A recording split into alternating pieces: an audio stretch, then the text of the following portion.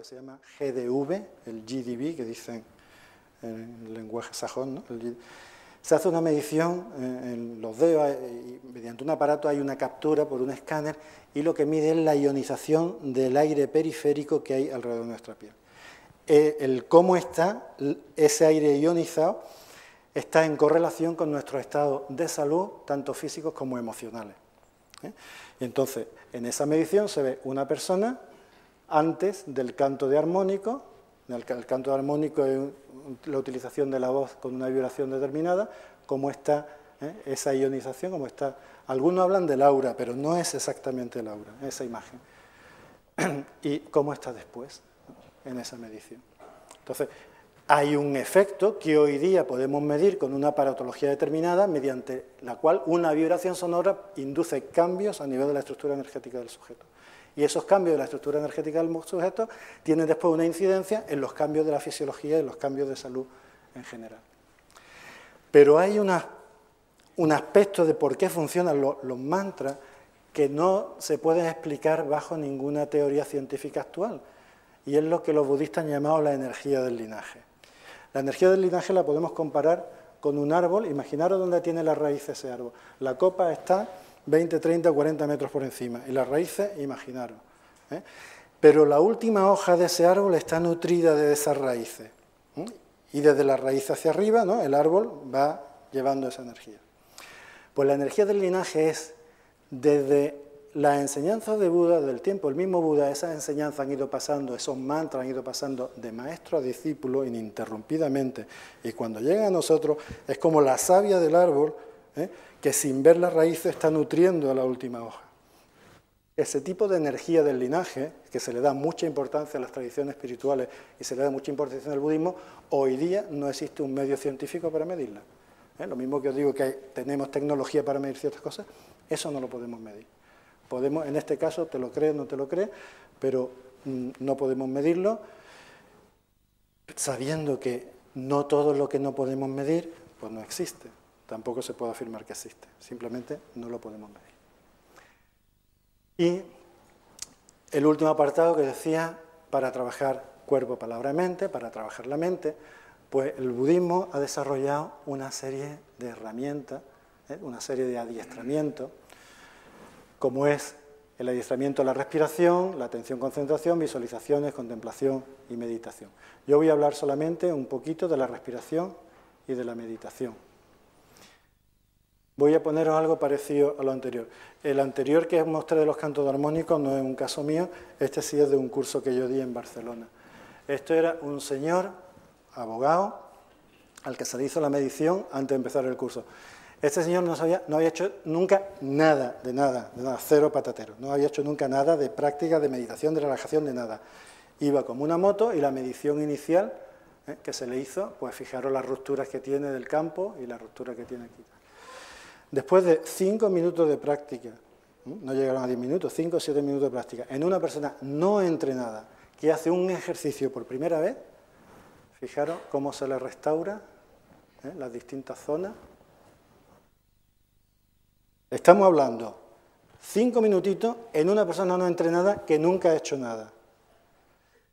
¿Podríamos imaginar qué sería de esta persona si entrenase y practicase? Eso sí está medido, eso sí lo podemos medir. El efecto de la respiración en nuestro cuerpo energético. En ese sentido, el budismo tiene desde ejercicios específicos respiratorios, ejercicios de la respiración budista que se trabaja en Qigong, y una técnica que viene también desde los tiempos del Buda, que se llama Anapanasati, que es muy sencillo. Tan sencillo como observa cómo el aire entra, observa cómo el aire sale, y poco más. Ese tipo de técnicas se utiliza mucho en la tradición hinayana. Se han hecho mediciones experimentales de los efectos que ocurre cuando se hace eso. Observa cómo el aire entra, observa cómo el aire sale, y produce unos cambios increíbles en la mejora de la salud en general de la persona. Hay maestros hinayana hoy día que explican solo ese tipo de técnicas.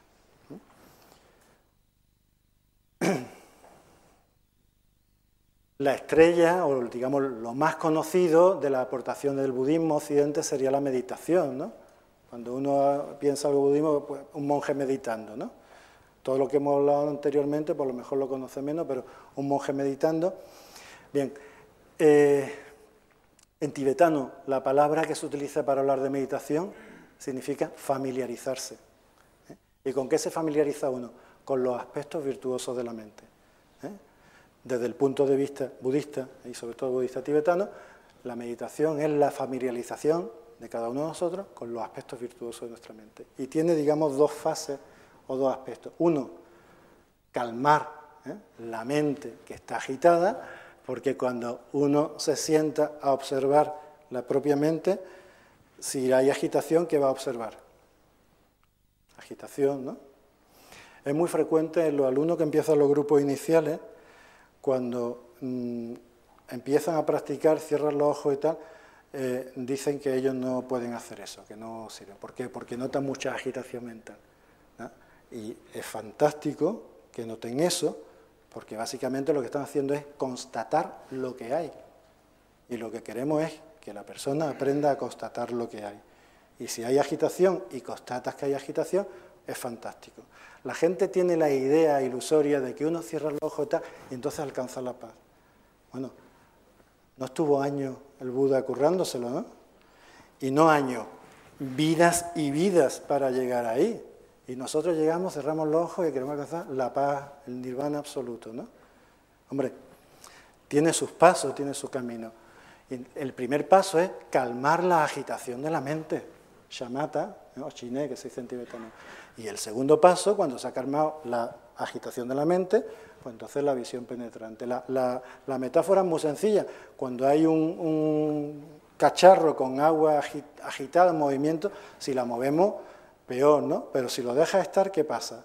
Pasado un tiempo, sedimenta, el agua queda clara, podemos ver, por la transparencia del agua, podemos ver el fondo, podemos ver todo lo que hay.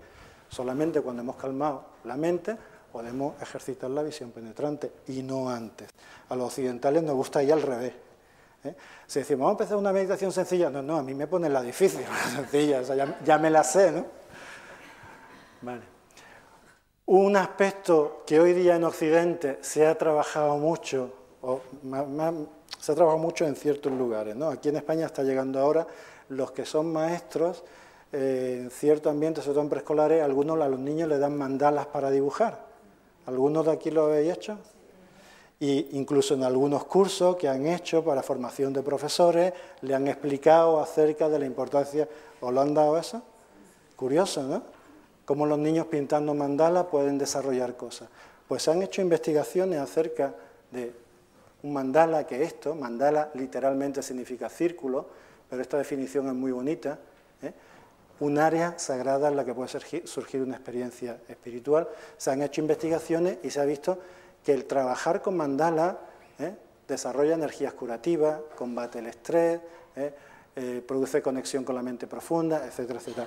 Esas investigaciones se han realizado, y de hecho, ya digo, se está utilizando en España, que yo sepa, sobre todo a nivel de los maestros en preescolares, pero también sé que se está utilizando con personas mayores, que hay gente que está utilizando el trabajo con mandala para pacientes con Alzheimer. Los ponen a hacer dibujos y a colorear mandala. Bien, todo esto que he hablado, dice, bueno, lo de meditar y tal.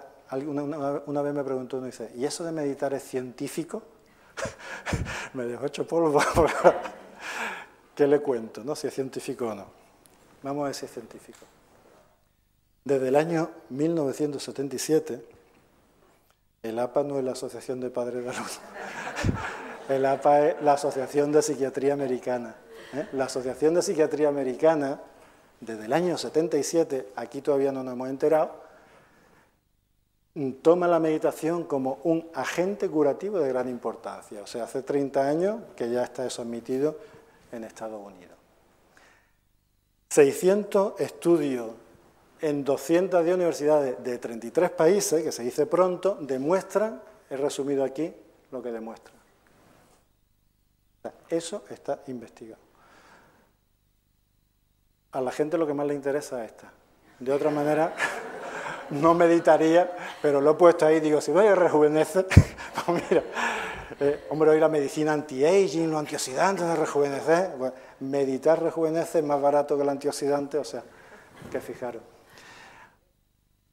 Hay investigaciones muy famosas, por ejemplo, la de Benson en la Universidad de Harvard, una universidad prestigiosa, que trabajó sobre los mecanismos de estrés.